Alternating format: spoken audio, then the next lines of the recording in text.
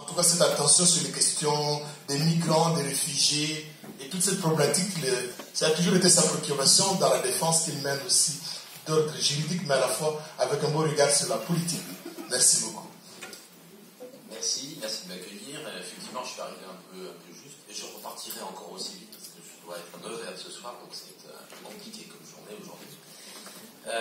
Merci de m'inviter avec un thème politique d'accueil européenne et perception des migrants. Deux sujets en même temps qui se retrouvent évidemment parce que le deuxième influence terriblement le premier. Mais préalablement, je veux dire deux mots d'Assimad, ce mouvement qui a été créé en 1939. À l'époque, il y avait une très grande peur évidemment de la guerre. Et le 2 septembre 1939, sur une organisation qui avait été préalablement pensée, les Alsaciens ont été envoyés sur le sud-ouest de la France, justement pour essayer de limiter les risques de guerre pour ces populations. Ça représentait 375 000 Alsaciens, c'était pas rien. Toute l'université de Strasbourg a été déménagée sur Clermont-Ferrand, sauf erreur de ma part. Et là, des personnes d'origine protestante essentiellement d'ailleurs, ont décidé d'accompagner ces populations qui évidemment étaient un peu démunies, qui n'avaient souvent pas quitté leur Alsace d'origine, qui peut-être ne parlaient que l'alsacien et qui n'étaient pas nécessairement très bien accueillis dans le sud-ouest. Bref, il y a eu là une mobilisation, je dirais, sympathique de quelques personnes qui ensuite ont pris conscience de ce phénomène migratoire, qui était un phénomène migratoire interne à la France, et qui ensuite ont décidé d'entrer dans les camps, car il y avait déjà un certain nombre de camps. La France n'est pas un pays très accueillant, contrairement à ce qu'on pourrait imaginer quelquefois, parce que les républicains espagnols, on les a mis dans les camps, les militants anti-nazis, on les a mis dans les camps, les juifs, on les a mis dans les camps, tout ceci en 1939, et par conséquent dans des lieux fermés. Et là, ce sont des femmes, essentiellement d'ailleurs, qui sont rentrées dans ces camps, qui ont forcé les portes, qui ont décidé d'apporter un peu d'humanité à ces populations qui se trouvaient ainsi enfermées. Et puis évidemment, le régime de Vichy va adopter ces lois anti-juives, et là, la CIMAD, qui s'était constituée en organisation, va organiser des filières vers la Suisse avec fabrication de faux papiers. Donc, toute une organisation qui s'est mise en place dans cet esprit de résistance qui était assez fort. Et ceci s'est poursuivi après la guerre. On s'est posé la question de savoir si on s'arrêtait, la guerre étant finie. Et ça s'est poursuivi après la guerre, toujours dans les camps, avec le paradoxe que les camps de l'après-guerre n'étaient plus remplis de juifs et d'anti-nazis, mais de collaborateurs et de nazis. Mais toujours cette idée humaine d'apporter un peu de compassion et un peu de secours a conduit finalement les gens de la CIMAD à être présents dans ces camps. Et l'histoire se répète parce que après ça a été, je passe vite sur l'histoire, la guerre d'Algérie. Et la guerre d'Algérie, pendant la guerre d'Algérie, la CIMAD était auprès des militants indépendantistes, anticolonialistes, très fortement, très engagés. Et la guerre d'Algérie se termine avec les accords de 62. Et qu'est-ce qu'on va voir arriver en France? Les harkis, c'est-à-dire ces Algériens qui ont combattu aux côtés de l'armée française et qu'on va mettre où? Dans les camps, bien évidemment. Et la CIMAD va être à nouveau auprès de ces harkis. Vous voyez comme l'histoire se répète.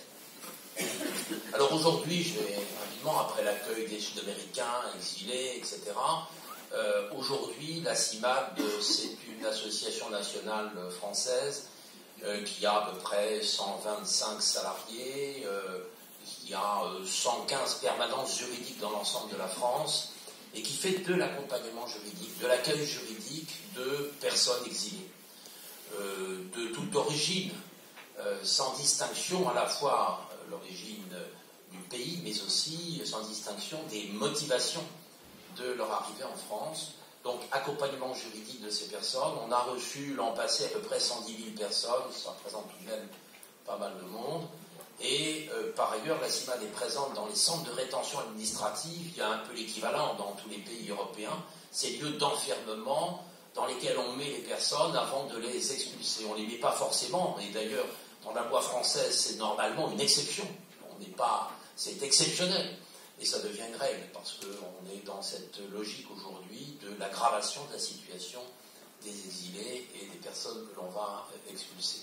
Et donc on est présent dans un certain nombre de centres de rétention administrative, et là on fait des recours. On les accompagne juridiquement, on fait des recours pour lutter contre l'enfermement, parce qu'il y a des tas de raisons juridiques, il y a des problèmes de procédure, bref, on joue sur l'ensemble du registre pour essayer d'obtenir leur mise en liberté. Voilà, et puis on fait évidemment pas mal de cours de français langue étrangère, on dirige un centre d'accueil des demandeurs d'asile, enfin on a un certain nombre de lieux de ce genre, mais surtout, on a une double activité, une activité de plaidoyer très forte, et là on est très engagé sur un plan politique, au sens noble du terme, c'est-à-dire lutter pour la dignité des personnes et pour le respect des droits, et en particulier bien sûr des droits fondamentaux, ça c'est essentiel, ce qui nous conduit d'ailleurs à engager beaucoup de procédures, nous faisons beaucoup de procès. Faire un procès, c'est pas révolutionnaire, c'est demander l'application de la loi. Ni plus, ni moins. Et il se trouve que parfois, certains préfets ne respectent pas la loi, alors on attaque le préfet en justice, et je dois dire qu'on arrive à obtenir des décisions, ce qui est malheureusement la démonstration que le préfet ne respecte pas la loi. C'est clair. C'est ça que ça veut dire. Alors, j'en arrive au thème pour lequel vous m'avez invité, et je commencerai par cette perception des migrants. Il y a un institut de sondage britannique qui s'appelle YouGov qui a fait un certain nombre de sondages sur la perception de la question migratoire auprès des populations européennes. Et ce sondage qui a été publié dans le journal Le Monde en avril dernier donne ceci. 72% des Européens considèrent que l'on devrait défendre plus efficacement les frontières européennes. 52% pensent que l'Europe ne devrait accueillir que les réfugiés. 38% veulent que l'on bloque toute forme de migration. Ça n'est pas très brillant en termes d'accueil. Cependant, et là le chiffre est beaucoup plus faible, 14% pensent que les migrations seraient la principale menace de l'Europe, donc on inverse un peu la vision. Derrière un sondage, il faut toujours normalement regarder la question. Et là, je n'ai pas les questions, donc je serai un peu sec pour pouvoir vous répondre. Mais on voit bien que la manière de poser des questions peut induire évidemment la réponse. Et en tout état de cause, ce qui est considéré comme la menace principale, c'est-à-dire l'islamisme radical, n'est pas assimilé aux migrations. Contrairement à l'idée que l'on peut avoir, en règle générale, il y a une distinction qui est faite, même si certains font le lien très rapidement. Évidemment, il y a une grande diversité entre l'Est de l'Europe et l'Ouest de l'Europe.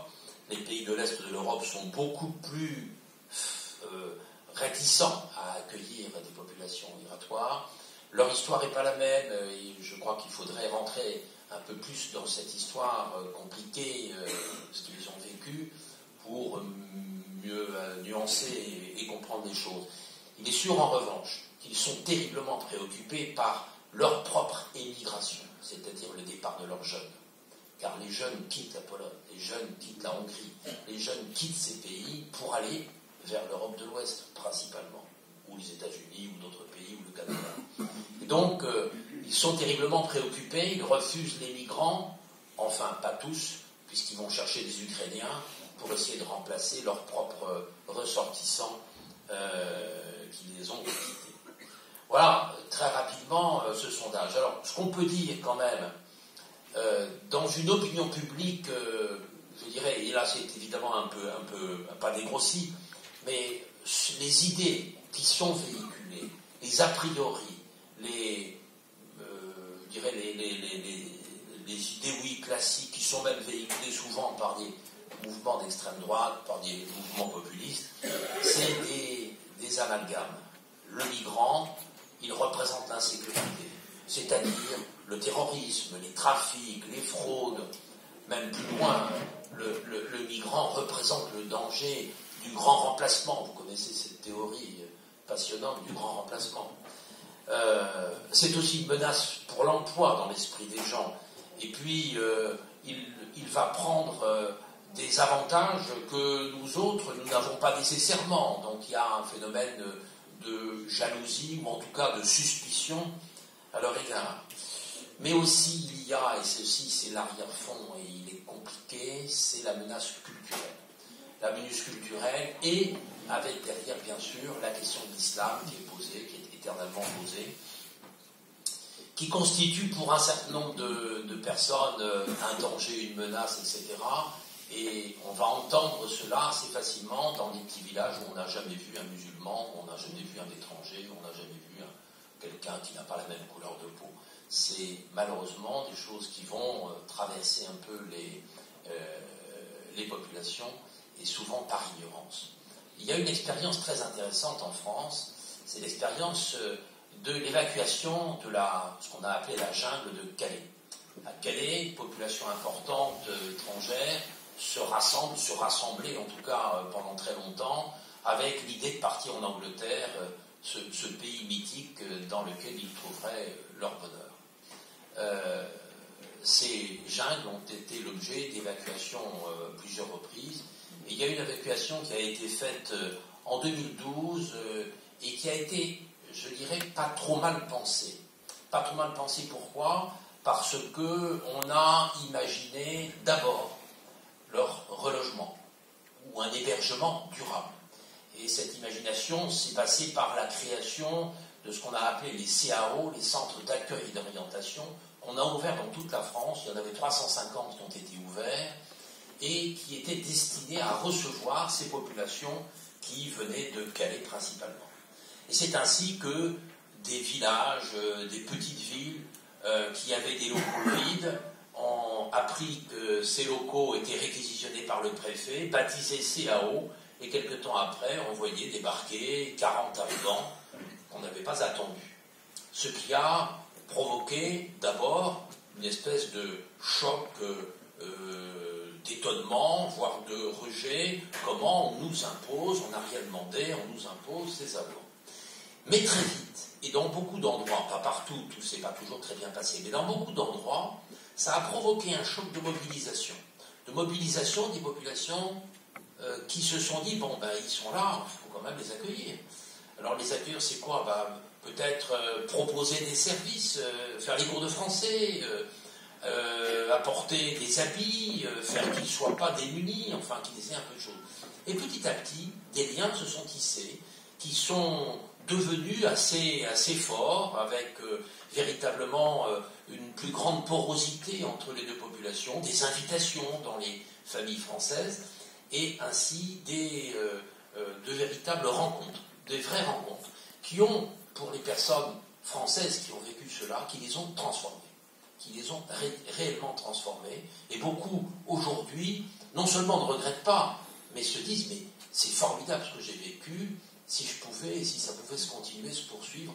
Il y a là une véritable expérience très passionnante. On a souvent, sur l'immigration, un discours très pessimiste, et je vais en avoir un dans quelques instants, mais là, au moins, il faut vérifier, il faut regarder, c'est quand même plutôt réjouissant, plutôt rassurant, et cette opération, enfin, ces accueils à domicile se sont multipliés. Il y a dans beaucoup d'endroits, et il n'y a pas qu'en France, bien sûr, dans beaucoup d'endroits, des populations, des ménages, des familles ont accueilli chez elles des étrangers, les ont accueillis, les ont finalement fait intégrer dans leur famille. Donc c'est quelque chose que je voulais signaler, au moins en commençant, parce que c'est quand même un élément positif de cette affaire. Alors maintenant, les politiques d'accueil européennes, c'est beaucoup plus triste. C'est beaucoup plus triste parce que précisément, ces politiques d'accueil en Europe sont des politiques qui sont marquées par les opinions publiques. Et les opinions publiques sont, on l'a vu avec les chiffres tout à l'heure, sont plutôt hostiles. Elles sont plutôt hostiles et on voit bien que dès qu'il y a un peu d'accueil, immédiatement il y a de la mobilisation d'hostilité et on voit monter les mouvements populistes dans toute l'Europe. Même dans des pays où on n'aurait pas imaginé que l'Allemagne puisse voir réapparaître des mouvements extrémistes, eh bien si, en Allemagne ça existe, en France bien sûr, et dans tous les pays on a effectivement ces phénomènes de rejet, ces phénomènes de montée. Alors, prenons les chiffres parce que souvent on véhicule beaucoup d'erreurs sur ces questions. Aujourd'hui, dans le monde, il y a à peu près 260 millions de migrants. C'est-à-dire 3,4% de la population mondiale. Et ces migrants, c'est 80% de personnes qui vont migrer dans le pays voisin, dans le pays d'à côté. voire même dans le même pays, mais ils vont simplement changer de région pour éviter les dangers, les risques qu'ils craignent et qui les amènent à bouger. Donc, des migrations de proximité essentiellement. Seulement 20% vont migrer un peu plus loin que dans les pays voisins. Deux exemples, 12 millions passent du Mexique vers les États-Unis, 3,3 millions du Bangladesh vers l'Inde. Pour l'Europe, c'est beaucoup plus modeste. En 2015, la fameuse année du pic migratoire, c'était 1,8 million, ce qui est ridicule au regard des autres chiffres que j'ai cités. Et aujourd'hui, en 2019, c'est 580 000 personnes. Pour une population de 550 millions d'habitants, ça représente rien du tout. Rien du tout, et pourtant, le discours est totalement hystérique sur les questions migratoires.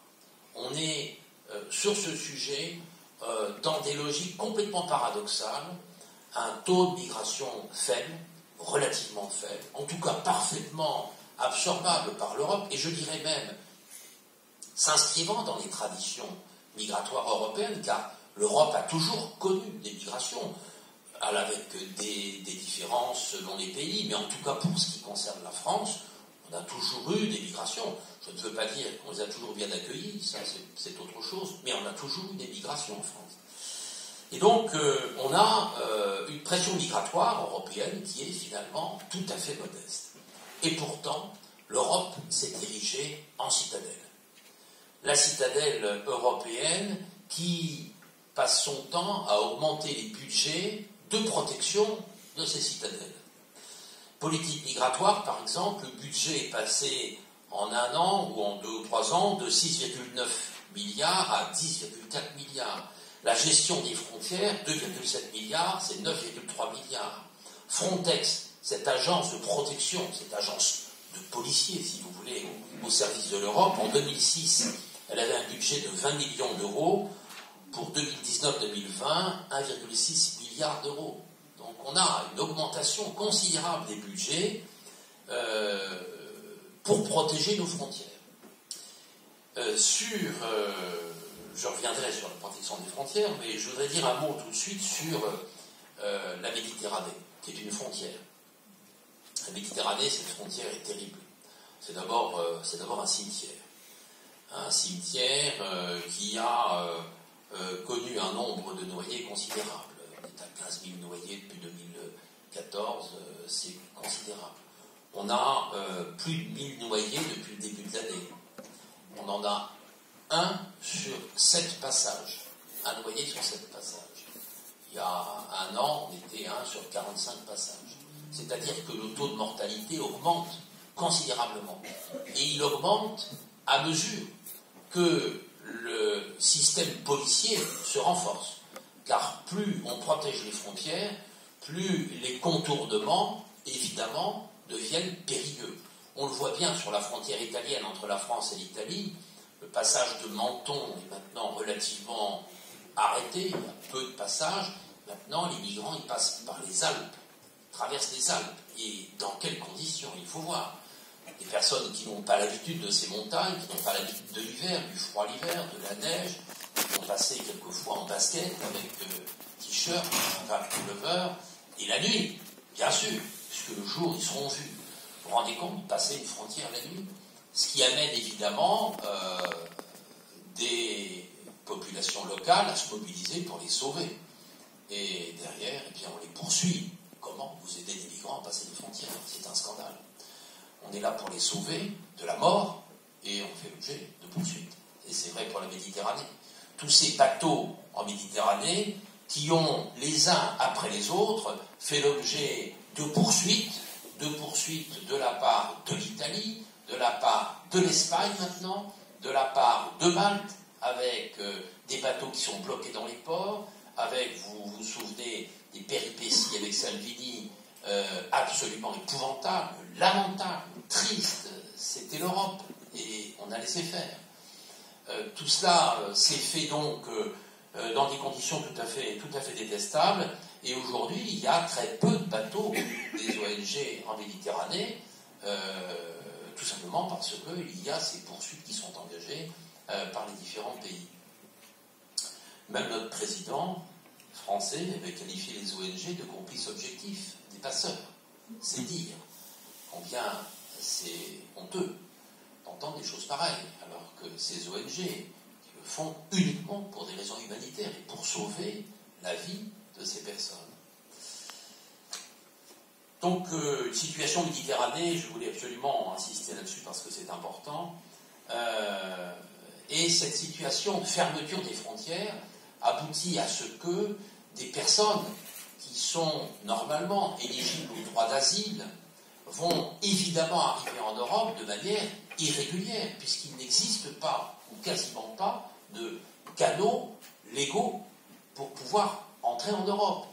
Le Parlement européen préconise des choses utiles. Le Parlement européen préconise que l'on ouvre dans tous les pays de l'Europe, bientôt dans les consulats et les représentants diplomatiques de tous les pays d'Afrique et d'ailleurs, que l'on ouvre la possibilité pour des personnes souhaitant obtenir un titre d'asile, enfin un titre de réfugié, pouvoir déposer une demande d'asile dans ces différents lieux diplomatiques, ce qui ouvrirait des droits à être emmenés en Europe pour qu'on examine leur demande. Ça n'existe pas. Enfin, sur le papier, certains disent que ça existe, mais ça n'existe pas. Alors, qu'est-ce qu'il y a comme autre solution que de venir en Europe de manière irrégulière et donc de franchir les frontières dans les conditions que j'ai indiquées? C'est évidemment tout à fait détestable. Alors, non seulement on a Frontex, non seulement on a ce qui se passe en Méditerranée, on a ce qui se passe sur les frontières, mais on a été amené, évidemment, à faire renaître les frontières intérieures. L'espace Schengen, c'est un espace de libre circulation, c'est une superbe conquête de l'Europe. Mais cet espace de libre circulation, aujourd'hui, il est mis entre parenthèses. Il est mis entre parenthèses, il a été mis entre parenthèses en premier par la France, d'ailleurs, avec l'Italie, puisque en 2015, la France a fermé la frontière, bloqué les passages, et a montré ainsi une très faible solidarité avec ce pays qui, à l'époque, était accueillant, qui, à l'époque, faisait du sauvetage, qui, à l'époque, respectait les valeurs européennes de solidarité et de secours, mais qui était toute seule, tout simplement, parce qu'on disait, c'est très bien ce que fait l'Italie, c'est très très bien, mais qu'elle s'en occupe, qu'elle fasse ce qu'il faut. Et nous, on ferme nos frontières. Alors, je ne suis pas très fier d'être français dans ces cas-là, un pays des droits de l'homme qui proclame partout la solidarité et qui n'est pas foutu de la faire respecter, notamment lorsque on a un pays voisin qui fait le boulot, qui accueille. Et on aurait pu en effet avoir un peu plus d'ouverture. Donc on a fermé les frontières, je pense qu'on est en partie responsable de la montée de Salvini au pouvoir, incontestablement, on y a contribué. Et donc ça n'est pas très beau, mais fermons les frontières entre la France et